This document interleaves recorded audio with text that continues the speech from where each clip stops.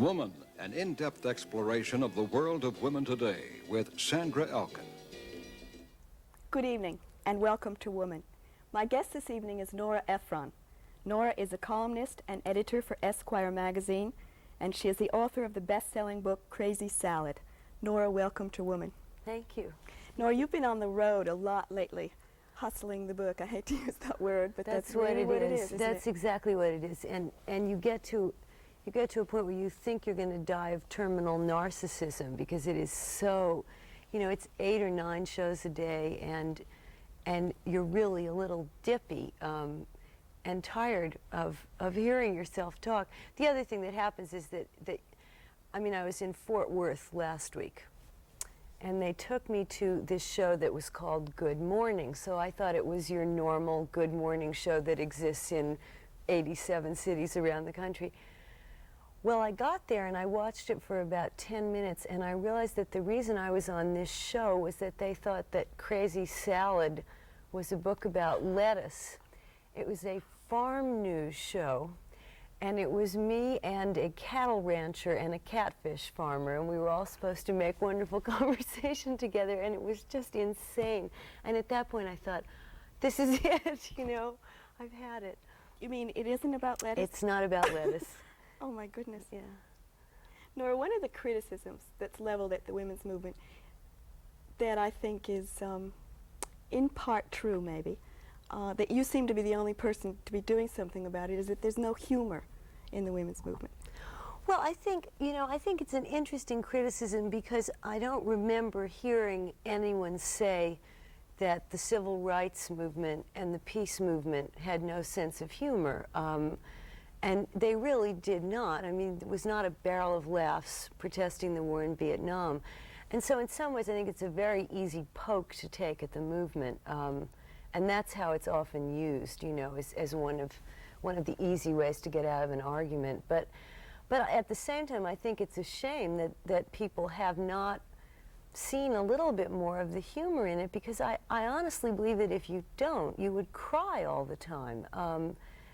And I'm not so much dealing with some of the very serious social problems that the movement has to deal with, but when you are trying to work the movement into your life and you find yourself having that terrible argument over someone's socks being on the floor and they are not yours, that's funny. And it's a lot easier to get through it if you see that and kind of see that every so often you're playing a role in something that happens over and over and over again. And it's a shame there isn't just a little bit more of it, I think. Do you have a lot of trouble criticizing the women's movement in your writing? Because you have done that on occasion. Yeah, well, I think I have as much trouble with myself as with anything, because I felt when I was, in the period when I really was writing about women all the time, it's impossible to cover the women's movement and tell the truth about it, which is one's obligation as a journalist, without, I always felt, in some small way seeming to hurt it, which makes one feel terrible as a feminist. And I gradually worked it out that, if the women's movement could not survive a little description of what it was going on in it, it wasn't worth anything anyway. But I'm always surprised at the amount of sort of this movement line about not criticizing things. And this is particularly true about women writers. We're all supposed to be sisters to one another, and we're not supposed to say anything bad about anything that's written.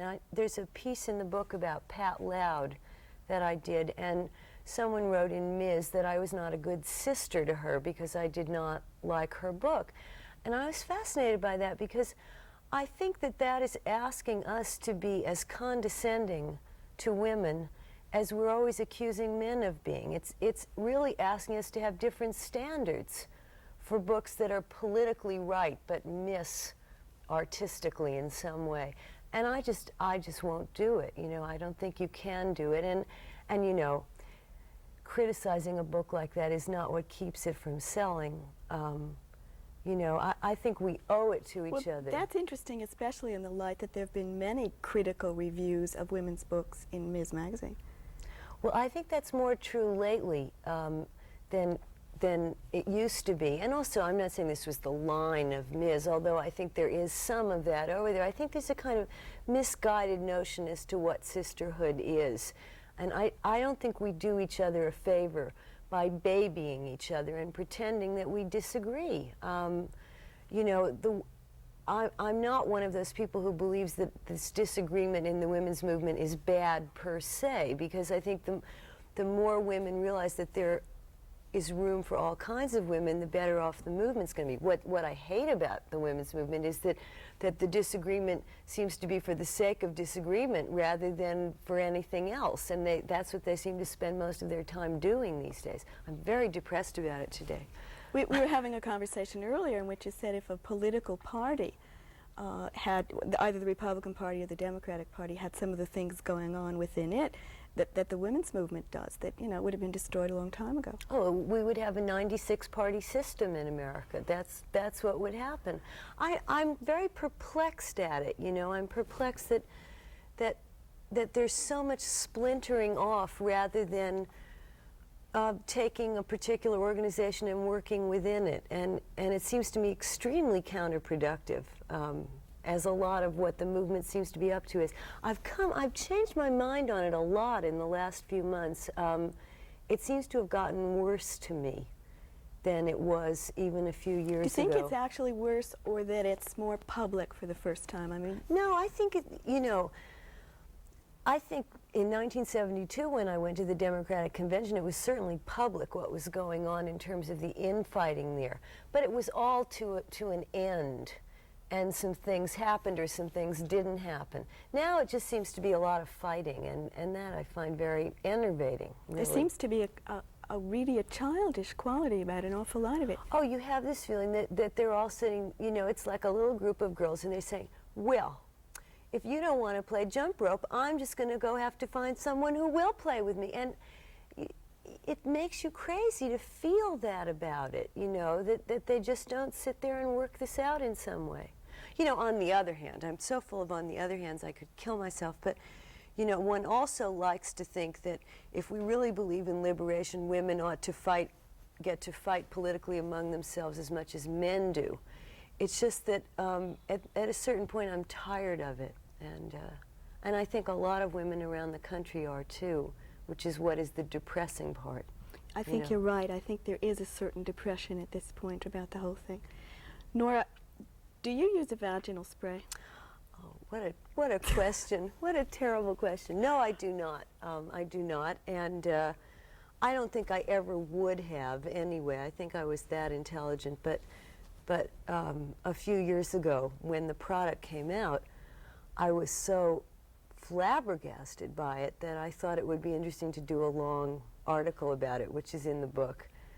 And I hope that's why you asked that question. That's exactly why.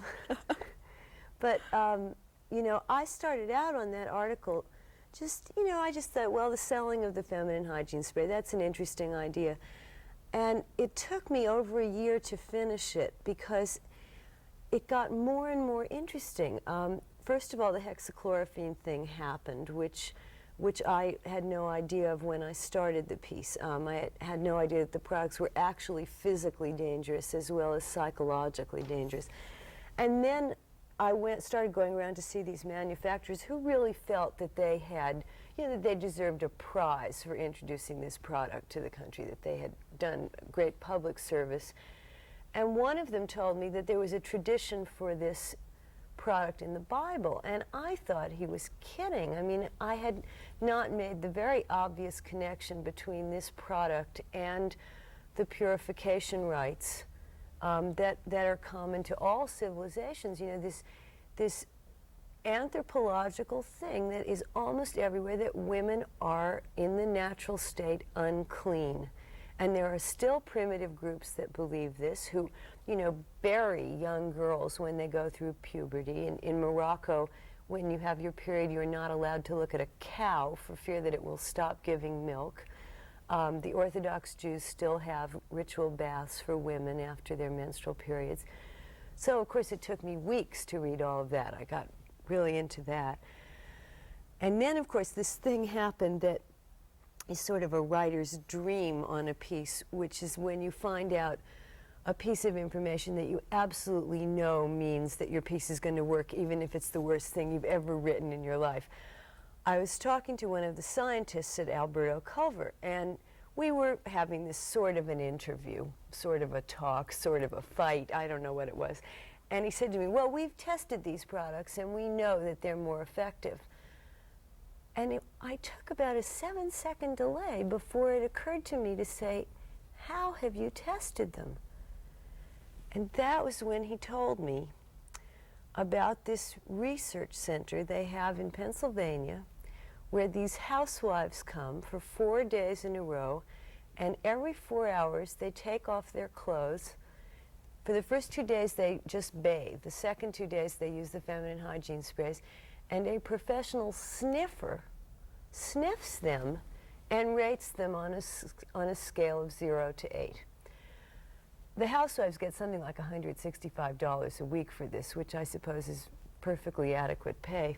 The sniffers, who are also trained to work in underarm odor, I mean, can you imagine this?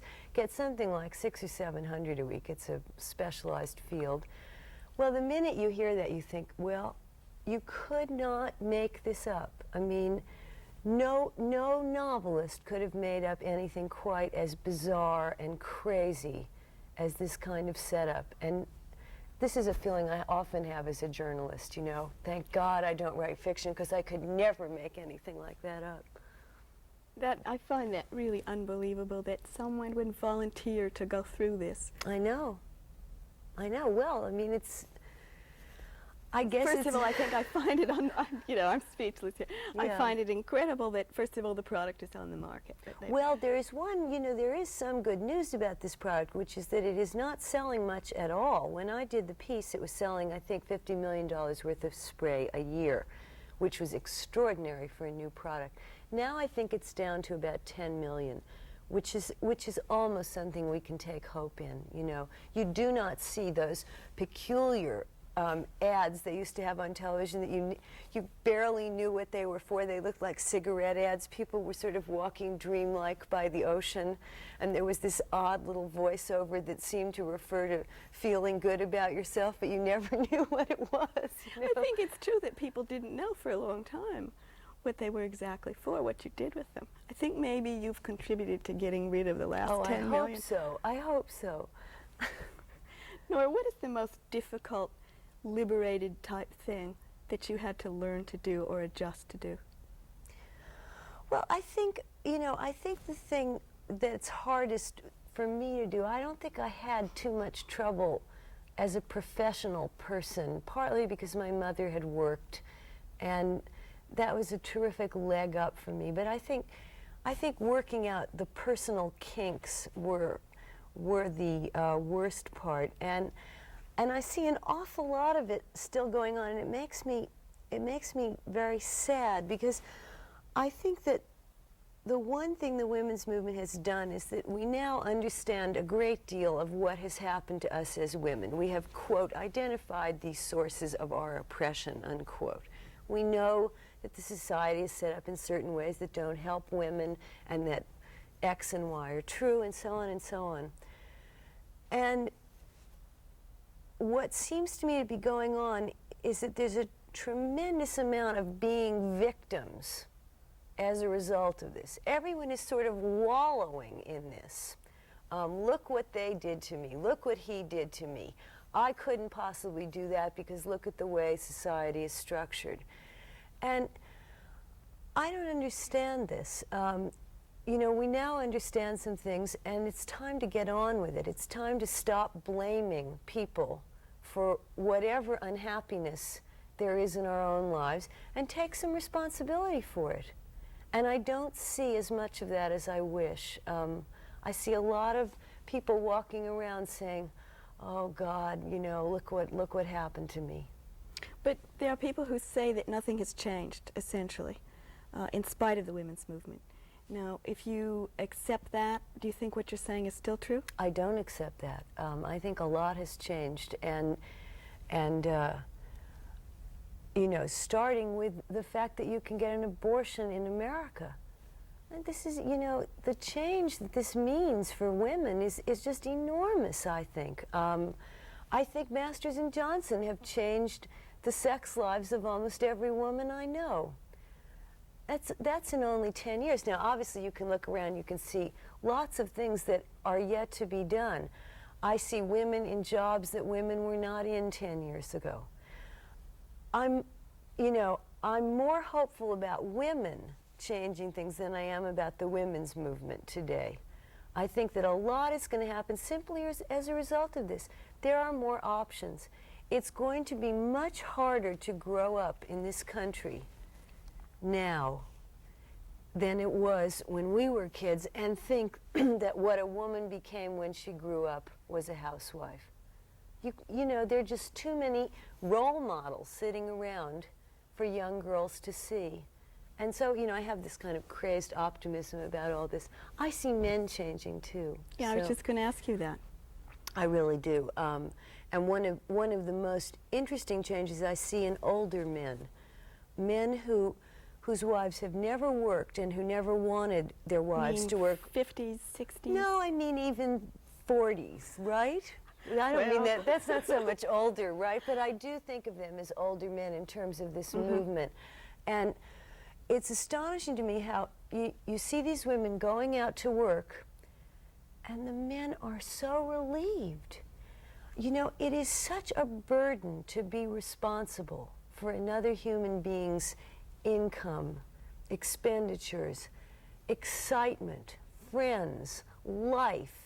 You know, to have that thing where you come home to someone to whom really very little has happened in the course of the day, and you're the one who has to bring in the world, you know, you and Walter Cronkite or something.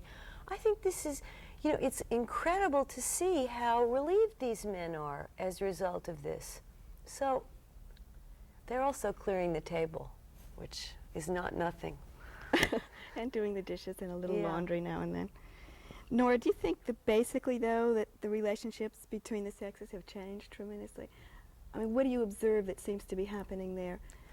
Well, I see a lot of changes, but I think that you know, there's something in my book that always depresses me, but I believe it very much, that my ex-husband once said to me, which was that Moses kept the slaves in the desert 40 years, not because it took 40 years to cross the Sinai, but because he knew that a slave generation could never found a free society. And I think that there's a very, you know, horrible but true application of that to the women's movement, that for a lot of women my age, it's very difficult to shake what you grew up with. You can get to a certain point and you are still stuck with so many romantic and sexual fantasies that are so deeply ingrained that it's very hard to get rid of them.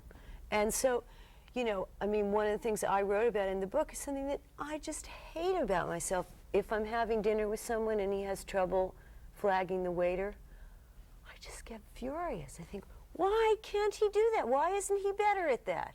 Why isn't he better than I am at flagging waiter? Which is very hard because nobody's better than I am at flagging waiters. I will lie down in a restaurant and trip them if I have to get their attention.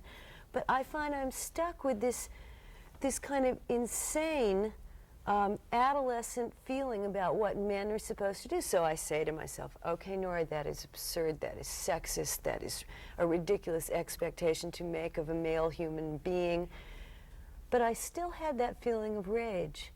And I think that there's an awful lot of that we have so many expectations about what men are supposed to be. And it's very difficult. And women are still quite willing to be subservient, aren't they? Oh, I think so. I think, you know, the awful part about that is that, you know, if you want to be independent, which we do, right? That is a goal. One of the difficult things is that any good, excuse the expression, relationship involves some dependence. And so you're always pulled between those two things. And that's a problem for a lot of women I know. The unfortunate thing about this seeming move towards subservience, which is going on, this total woman thing, is that I don't see anything they're getting back from their husbands. I mean, beyond the fact that they're all dressed up in these cigarette girl outfits. Well, they're getting credit cards, they're getting homes in the suburbs. I suppose. You know, cars. I read one article about that whole thing, and that was the only thing that made any sense to me about it, which was in the Texas Monthly. And the man who wrote this piece made a suggestion that I found very interesting, which is that it was possible that one of the reasons they were doing this, these women who've been married a long time, dressing up in little, you know, hot fudge on their nipples, right, was because married women who have been, you know, long married have a tremendous amount of difficulty getting their husbands into bed. And that was the first thing I read about that made any real sense to me, that it was about a kind of terrific sexual frustration, that these are women who had probably only slept with one man. They read about the sexual revolution. They don't know what it is, but they know they're not having it in their house. And that it may be some very pathetic effort to do that. I hope that's all it is, because it's you know, it's pretty awful otherwise. Well, it's one level below the Stepford Wives, in a Yes, way. it is. And that's, you know, why I think lots of people find it, in a way, insidious. Speaking of sexuality. Yes? Are you ready for this? One of the book reviewers in the New York Times, when he reviewed your book, said that he concluded that you treat your own sexuality like a Dutch treat. Nora, what is that all about? I don't know. I mean, first of all, I don't think he knows whereof he speaks. Let us get that. I don't know what that means. I found that review quite perplexing, because it was full of things like that I know were meant to be compliments. Well, he also said you were the perfect woman. Oh, something like that. But it was all very odd. I mean, it was a very odd experience, because it was the kind of review that was so good that you felt terrible complaining about it, and yet it was so odd. And I remember after it, I thought of this joke that I knew when I was growing up about the Jewish grandmother who takes her grandson to the beach. And she gets wrapped up in this mahjong game, and the kid drowns, right? This is a joke. And so she's very upset, obviously, about her grandson drowning, and she starts screaming at God. And she says, "God, give me the kid back right this minute. I'll do anything for you if you give me this kid back, but if you don't give me the kid back, I'm going to scream at you forever and drive you crazy."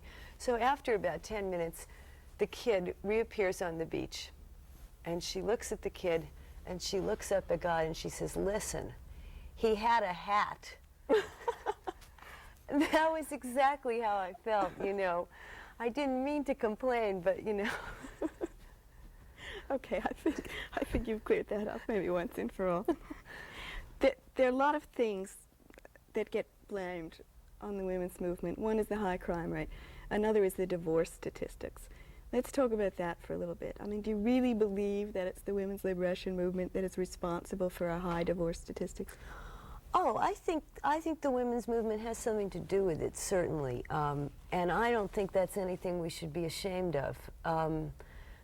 I really don't. I think that a lot of marriages are breaking up earlier than they normally would have. And I think that's all to the good. You know, I think a lot of women are walking out after 6 years on things that 25 years ago they would have stuck around for 30 years on, and would have ended up miserably unhappy women with no lives at all. You know, I think there's another thing that the women's movement is affecting, I hope, which is that I hope that people are getting married with a little bit more thought than they used to. I certainly know that I am not getting married partly because of the women's movement. You know, that there's, you know, that I'm thinking about things now that I never thought about the first time I got married. Why did you get married when you did? I don't know. I mean, I think I was in love with my husband, but I also think that I was 25 years old, and I thought, I am the oldest person I know who is not married. I mean, I was so relieved. I got married when I was 25 years and 11 months, and I thought, thank God, I just made it before I was 26. Now, that is insane. Mm-hmm. It's really insane, but I was thinking about it. I think it was what I thought you did. I think I did it as much, you know, there was some little thing in the back of my head about showing my mother that I could get married, because I would think she never believed I was going to, you know. She really, as much as she believed in me. Hopeless Nora. No, really. I remember once when I was in college and I was engaged and I broke the engagement off, she was desolated by it, and I knew that's because she thought it was the only person foolish enough to ever ask me, that I just let it go by. But I do think, yes, I think the women's movement has a lot to do with the divorce rate. And the other thing I think it has to do with, which makes me worry a little bit about these women getting divorced, is that I think a lot of them are getting divorced with odd expectations. I think part of these expectations are good. They want to go out into the world. They want to become something. It seems a difficult thing to do given their situation. They get divorced, and it turns out that what they really wanted to be was stars. They want to be... Like, how do you mean stars? I mean, they want to be whatever it is they want to be. Novelists, television personalities,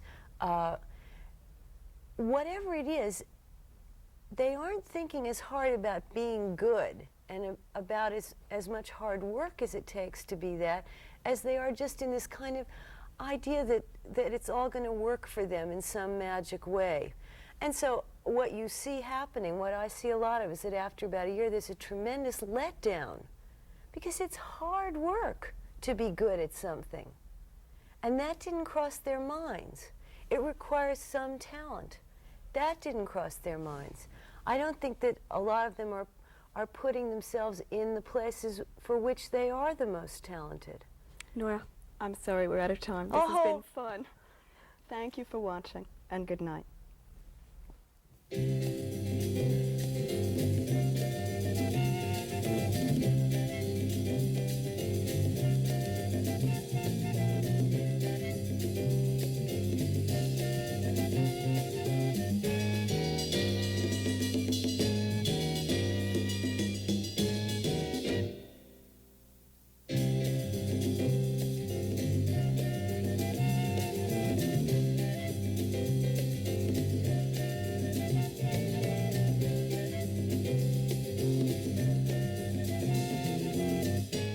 Woman was produced by WNED-TV, which is solely responsible for its content, and was funded by public television stations, the Ford Foundation, and the Corporation for Public Broadcasting.